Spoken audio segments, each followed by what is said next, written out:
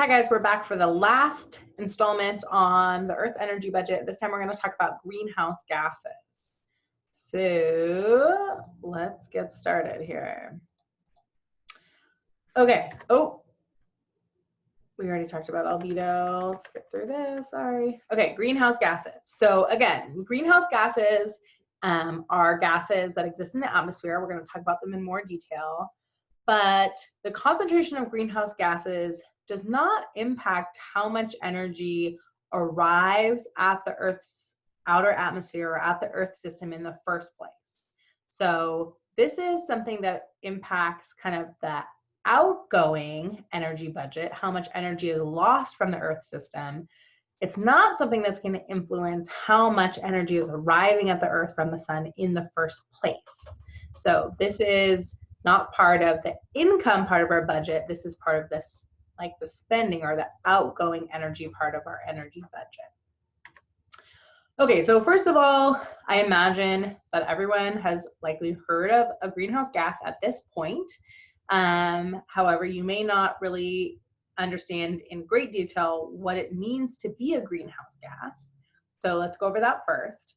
A greenhouse gas is a type of gas that has a particular structure, and it's a particular symmetrical type structure. The way that the different atoms are bonded together is very symmetrical. And that allows them to be basically transparent to light or visible light energy. So that's energy in the kind of dimensions or part of the spectrum that we can see. And because those waves are a little bit smaller, a little bit tighter from wave crest to wave crest compared to heat energy, which is the other energy that comes from the sun, that is often called short wave radiation. So when greenhouse gases are in the atmosphere, light that comes from the sun can go right past the greenhouse gases. They don't block the light energy from the sun coming into the Earth at all. However, these gases, because of their symmetrical structure, absorb energy in the infrared or heat part of the electromagnetic spectrum. And because that type of energy has longer wavelengths compared to the other main type of energy that comes from the sun, visible light energy, it is sometimes called long wave radiation. So basically, this type of gas is transparent to shortwave radiation or visible light radiation, and it absorbs and holds on to long wave radiation or infrared heat radiation. So the sun, we know, sends us both types of energy. It sends us light, and the light goes right past the greenhouse gases without impact.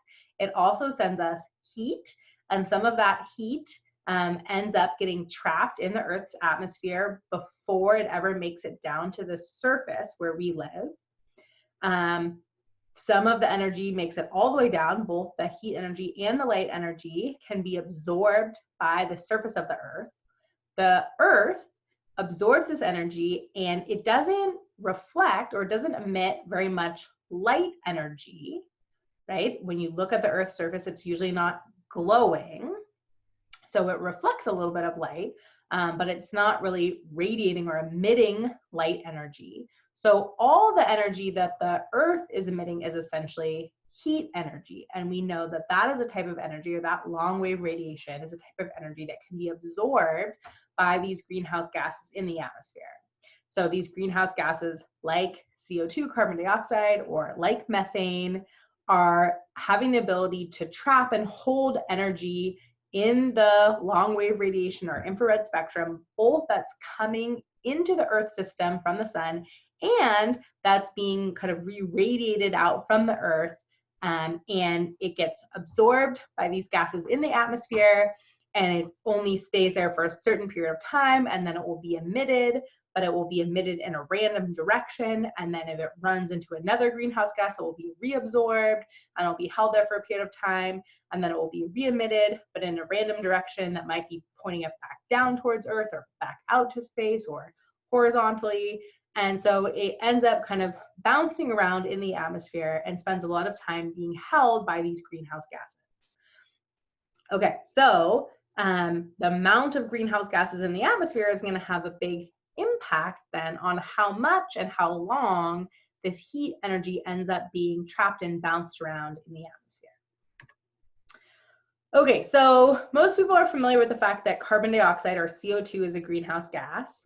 Another common greenhouse gas is methane, which is CH4, and this is kind of the main ingredient in natural gas. So if you ever had like a natural gas stove, you're burning primarily methane. In the rural areas, we usually burn propane, which is a liquid, but it's a similar compound.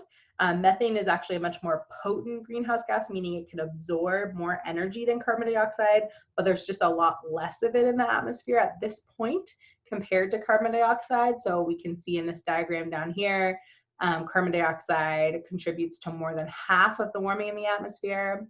Other natural gases like water vapor that have always existed as part of the Earth's atmosphere are also greenhouse gases and can absorb energy.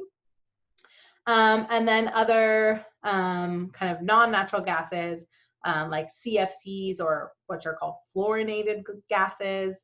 Those are in things like refrigerants and side products of things like styrofoam. They can be greenhouse gases as well. So there's both natural gases and kind of exclusively synthetically or human created gases that act as greenhouse gases in the atmosphere. Okay, and so they produce what's called the greenhouse effect. So the sunlight that's absorbed by the Earth's surface, because remember, the light energy can go right through, it heats up the Earth, and then the Earth doesn't emit any light back, but it converts some of that light energy to heat energy, and then it kind of re-emits heat energy into the Earth's atmosphere. And it's trapped by these greenhouse gases. And this is something that has always gone on throughout the Earth's history. And in fact, it's actually an important process. And we probably wouldn't have life on Earth if we didn't have the greenhouse effect at all. The average temperature of the Earth's surface would be closer to 0 degrees Fahrenheit. Remember, freezing is 32 degrees Fahrenheit, so significantly below freezing. Compared to the average temperature of about 57 going up, closer probably to 58 degrees Fahrenheit now of the current Earth system that's above freezing, and that's because of the greenhouse effect. So greenhouses work in the same way, cars with windows work in the same way, which is why they can get so hot and be dangerous to leave your kids or your pets in a car, because the light can go through the windows, but then the heat has a hard time getting back out through the windows. So same like our atmosphere. Light can come in, but then it turns into heat inside, and that heat can't get back out very easily. Okay, so greenhouse gases and temperature are very, very closely correlated, which again, correlation means one thing can predict another thing. So a change in temperature is going to be able to predict the change in greenhouse gases, or the change in greenhouse gases can be used to predict a change in temperature. And this is a graph that is using that same temperature data from the Vostok ice core, this really deep ice core taken from Antarctica. And so we described how it could look back in time and predict the temperature of the past. And then also from that Vostok ice core data, we extracted the gases and we measured the concentration of greenhouse gases in them. And so this graph is looking at carbon dioxide concentrations through times. And in this case, this graph is going all the way back to 800,000 years ago, which is kind of the deepest depth that the ice core data goes. And then it's showing the relationship between temperature and greenhouse gas. And you can see that the blue line for temperature and the pinkish purple line for carbon dioxide are very, very, very tightly correlated together.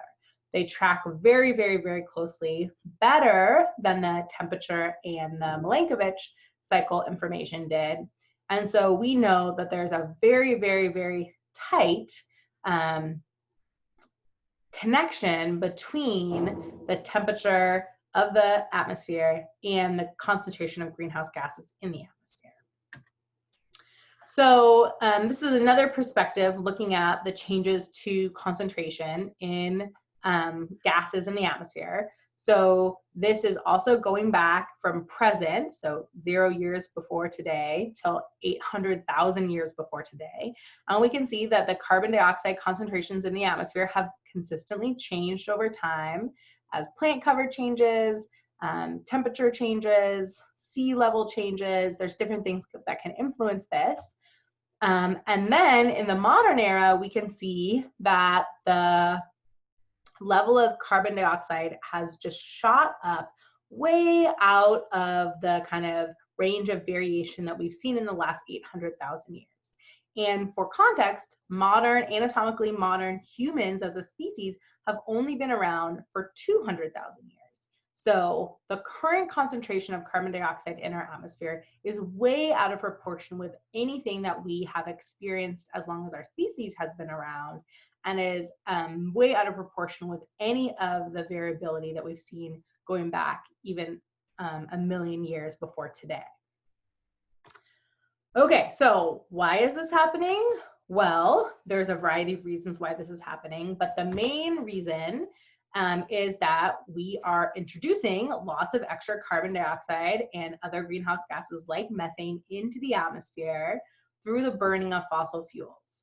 So humans figured out about 150 years ago that we could capture energy that was stored in these old organic bonds that are made from like old plant material and old plankton material, old oceanic plankton material, and we could burn them up and we could release the energy that was inside these materials, and we could use that energy to do jobs for us, like have a combustion engine and steam engines and all the kinds of things that we do today. So this has been a very powerful tool that has allowed us to do a lot of incredible things. Unfortunately, at the same time, all this carbon that was previously stored underground is now being transformed into carbon dioxide and methane, and it's being released into the atmosphere very, very rapidly over the last 150 years. So these graphs are showing the annual human emissions of CO2, which again is the most kind of significant culprit in terms of greenhouse gases.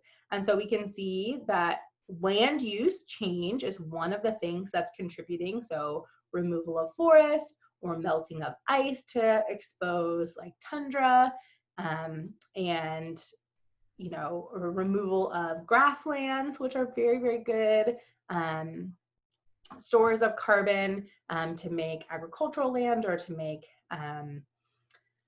like suburbs, is a kind of conversion of land use that's releasing carbon dioxide. So that's something that has changed over the last 150 years. The burning of coal is shown in gray. So that's something that has significantly contributed to the amount of carbon dioxide in the atmosphere. The burning of oil, so this is like gasoline and diesel that we use primarily for transportation. That's something that came online a little bit more recently than the burning of coal, but it has had a significant impact. And then red is natural gas. So again, I said that would be something that you might use like in a gas stove if you lived in an urban area. In rural areas, we usually use propane, not natural gas, but gas is something that has been on the rise, particularly recently. Fracking, you might have heard of fracking, that's usually used to extract natural gas.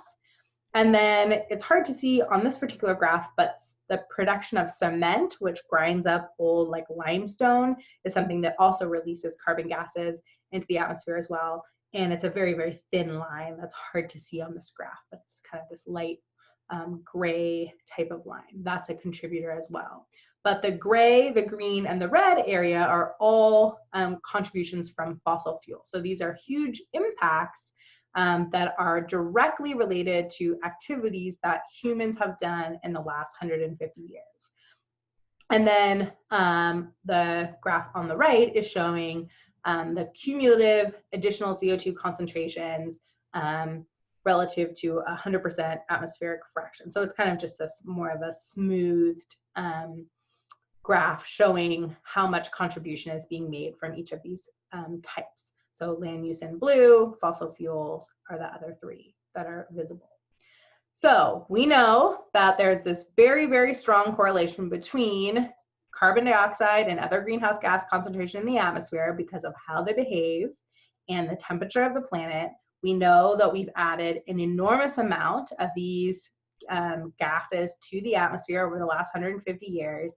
And so we have every expectation, and we are already very clearly measuring and seeing that this increase in carbon dioxide and other greenhouse gases in the atmosphere is leading to an increase in temperature of the planet as the atmosphere has a greater ability to trap and hold more infrared radiation or long wave radiation for a longer period of time in the atmosphere, leading to an average warmer global temperature. So we're going to talk about this more later, but that's kind of an introduction. So that's a good stopping point.